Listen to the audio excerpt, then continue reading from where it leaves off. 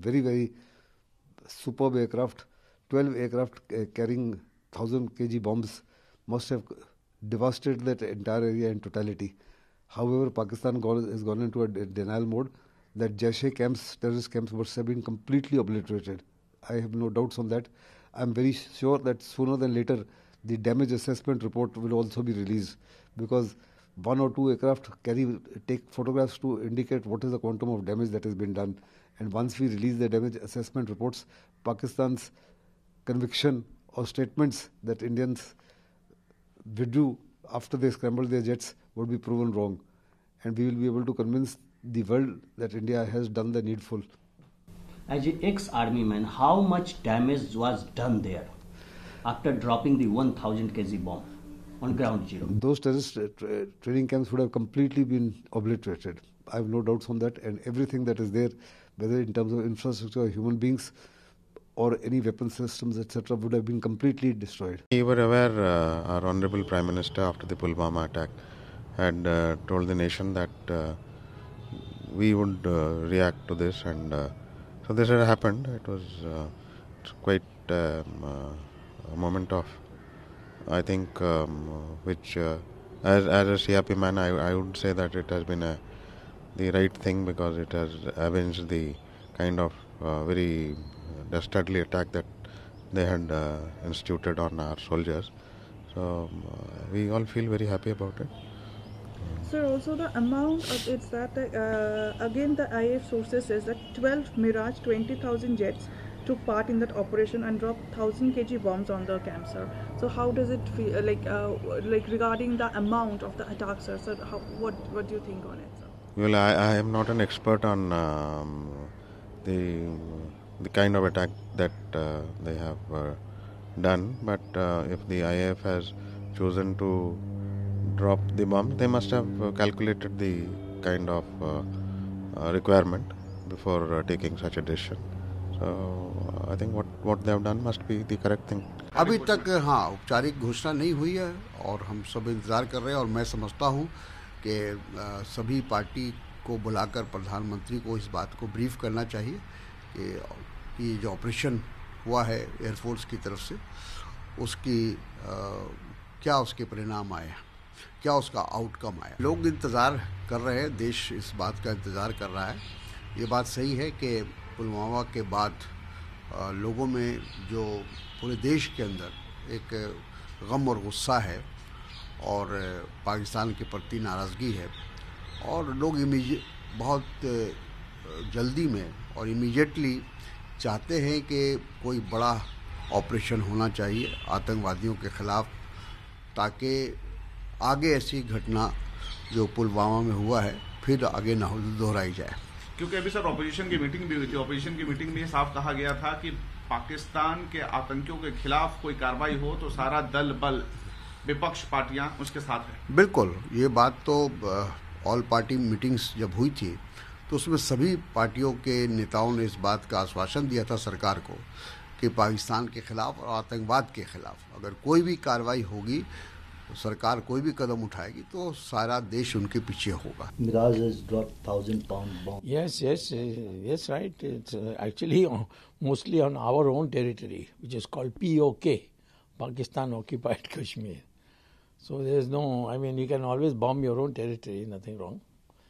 But even if it was their territory, we have under the United Nations Charter the right of self-defense. And they did attack us. They have been attacking us and bleeding us. They themselves say we want to give 1,000 cuts to India. So I think our government did the right thing by giving them 1,000-pound bomb instead, you see. But this is only a first step. I think our objective should be to break Pakistan into four, because it's an artificial union created out of Indian territory, so that people can live in, the Muslims can live in peace in their own country. But they have been butchering Baluchis, Pakhtunis, Sindhis. I mean, this is too much. I mean, we gave this land for nothing then. And on top of that, they are attacking us. We have been to war 4 times, and all the time, all goody-goody things were sitting on the table and losing. That's what has been our fate. Pulwama हमले के गुनाहगार, पुलवामा हमले के साजिशकर्ताओं को उनके किए की सजा जरूर मिलेगी।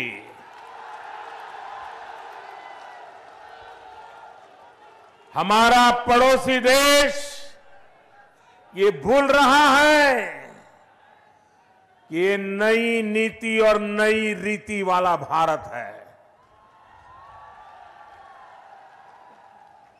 आतंकी संगठनों और उनके आकाओं ने जो हैवानियत दिखाई है उसका पूरा हिसाब किया जाएगा।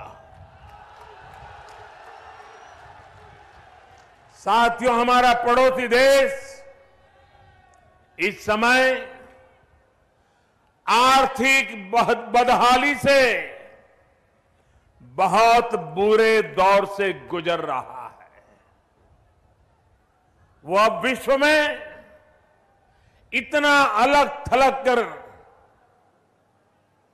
उसकी हालत इतनी खराब कर दी गई है कि बड़े बड़े देश उससे दूरी बनाने लगे हैं। उसके लिए अपना रोजमर्रा का खर्चा तक चलाना मुश्किल हो गया है। वो कटोरा लेकर के घूम रहा है, लेकिन आज दुनिया से वो आसानी से मदद भी नहीं मिल पा रही है। बदहाली के इस दौर में वो भारत पर इस तरह के हमले करके पुलवामा जैसी तबाही मचाकर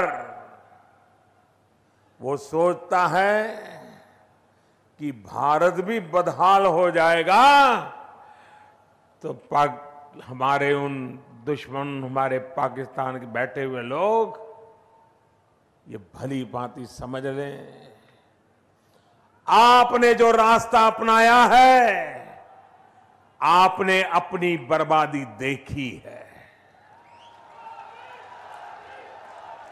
हमने जो रास्ता अपनाया है हमारी दिन दोगुना रात चार गुना उन्नति भी दुनिया देख रही है। भाइयों बहनों, हमारे पड़ोसी उसके इस मंसूबे का